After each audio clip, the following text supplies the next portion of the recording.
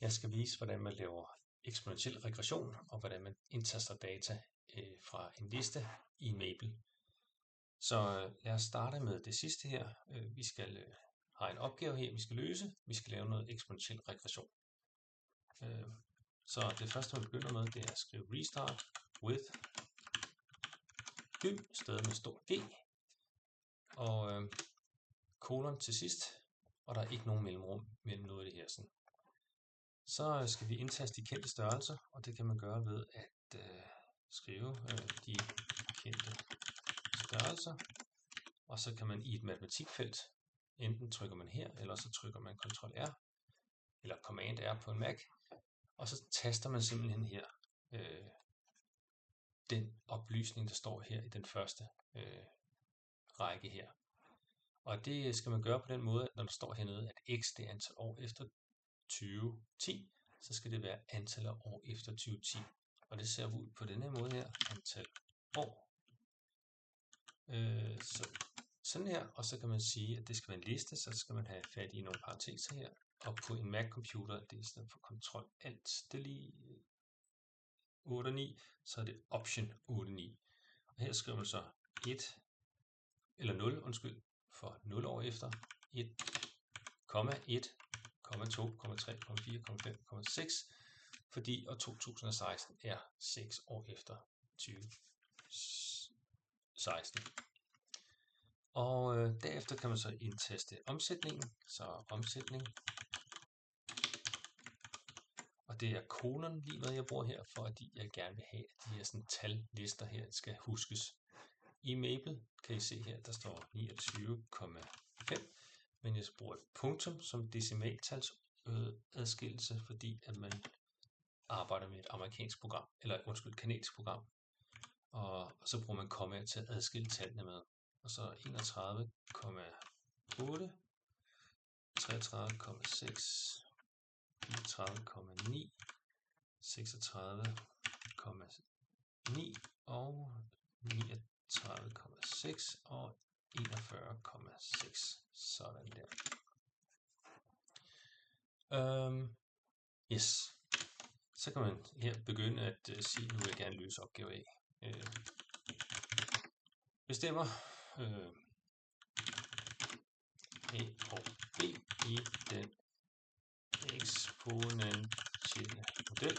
Så går jeg både i gang med at beskrive, hvad det er, jeg skal finde i opgaven, og hvad det er for en teori, jeg bruger. Så den eksponentielle model, det er selvfølgelig den, der står beskrevet i opgaveteksten. Og sådan der. Og det gøres ved hjælp af regression. Og selvfølgelig en eksponentiel regression. Her kan jeg så sige, at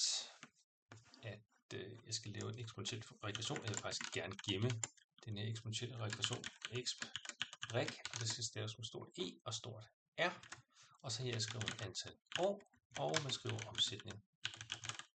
Sådan der. Så skriver man komma x, og når man har gjort det, så kan man trykke enter, og så kan man hernede i et matematikfelt skrive i et matematikfelt der, og ikke restart, nej, f af x, for at finde ud af, hvad er forskriften her. Og så kan man se, at begyndelsesværdien b har jeg her, og fremskydningsfaktoren har jeg der. Og det kan man så skrive en konklusion. Det vil sige, b er lig med 29, og jeg nøjes med 2 decimaler efter kommaet. Så jeg har 4 cifre i alt.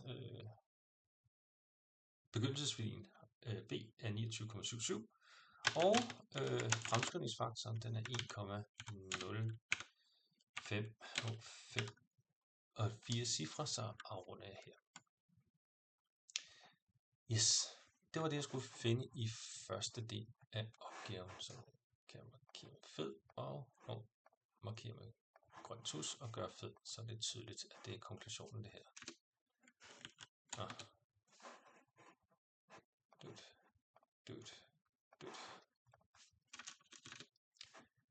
Ja, i spørgsmål B, der skal man så forklare, hvad tallet A fortæller om udviklingen i omsætningen ifølge den her model her, og A, det er fremskrivningsfaktoren, og A, den var lige med de her sådan 1,057, og det er fremskrivningsfaktoren, og den giver os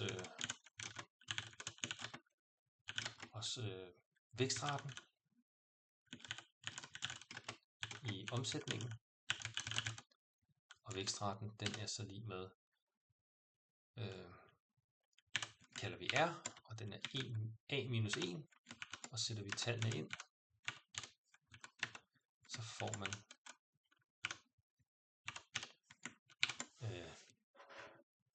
0,057, og det er det samme som hvis man ganger 100%, 5,7%. Og det vil sige,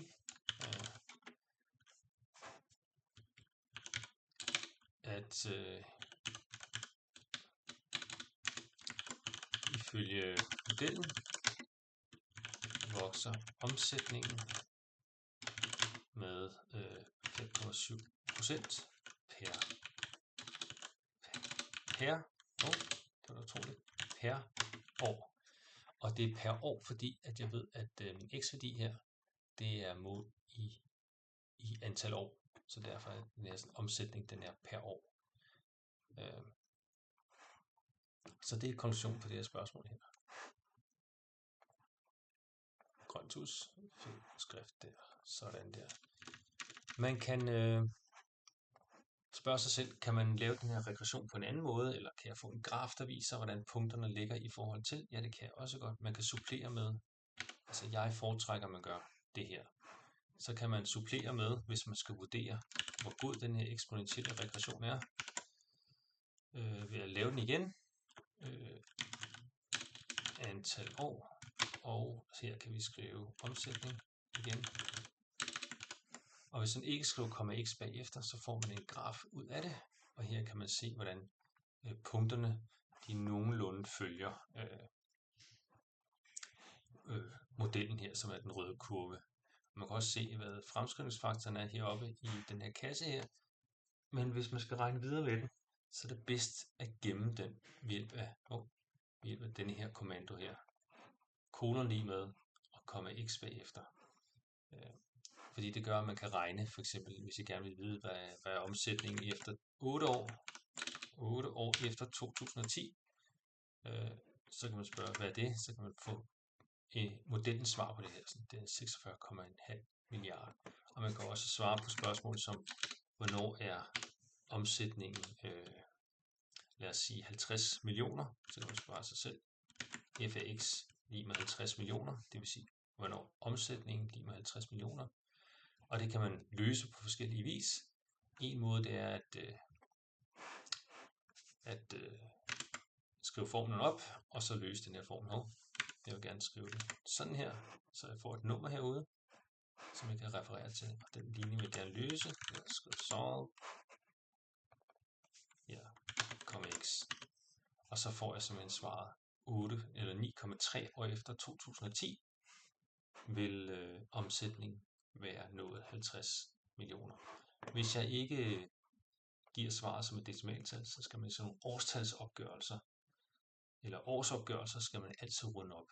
Fordi hvis man nu siger, hvis man siger FNI, så får man 49 milliarder, og hvis man skriver F af 10, så får man 52 milliarder. Så man kan spørge sig selv, skal man give svaret som et decimaltal 9,3 år efter 2010, eller skal man give det hele antal år, så skal man altså altid runde op, selvom næste cifre her siger, at man egentlig burde runde ned. Ja, det var sådan, man indtastede data og lavede en eksponentiel regression.